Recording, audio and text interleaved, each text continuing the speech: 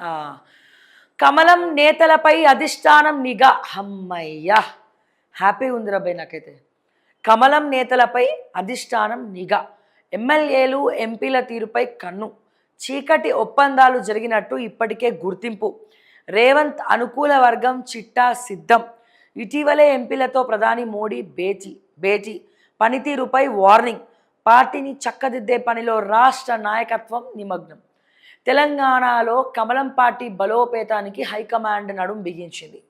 Parliament సీట్ల పరంగా ప్రతిపక్ష హోదాలో ఉండాల్సిన బీజేపీ ఎందుకు వెనుకబడిందని సమాలోచనలు చేస్తుంది.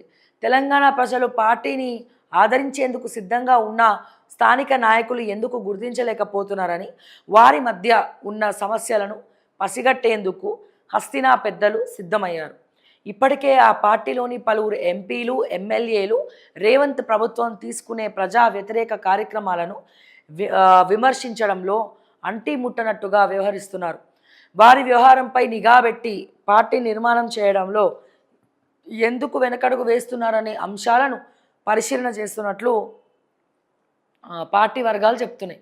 ప్రభుత్వంతో అంటకాగే వారిపై స్పెషల్ ఫోకస్. అబ్బా, ఏం లేదు, పార్టీ అధిష్టానం ఏం చేయాలంటే వీళ్ళందరినీ పార్టీలోకి వెళ్ళి సస్పెండ్ చేసి పడేయాలి. సస్పెండ్ చేసేసి వీళ్ళ కింద ఉంటారు కదా సెకండ్ క్యాడర్, ఎవరైతే బీజేపీ కార్యకర్తలు పార్టీ కోసం వాళ్ళ ప్రాణాన్ని కూడా బలంగా పెట్టి గ్రౌండ్లో పనిచేస్తున్నారో వాళ్ళకి ఇవ్వాలి మీరు పదవులు. ఇక అయిపోయి వీళ్ళ కళ్ళు నెతికెక్కేసి రేవంత్ రెడ్డితో చేతులు కలిపి ల్యాండ్ పంచాయతీలు సెటిల్మెంట్లు చేసుకుంటున్నారు మీ ఎంపీలు. ల్యాండ్ పంచాయతీలు సెటిల్మెంట్లు మీ ఎంపీలు చేసుకుంటా ఉన్నారు. రేవంత్ రెడ్డికి చేదోడు వాదోడుగా చేగోడులు తినుకుంటూ కూర్చున్నారు.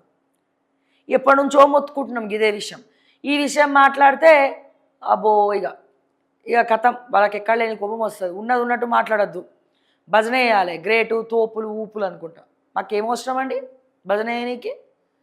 సో మొత్తానికి ఎట్టకేలకు ఇప్పటికైనా తిట్టడం షురూ చేసింది బీజేపీ పార్టీని. చాలా సంతోషం.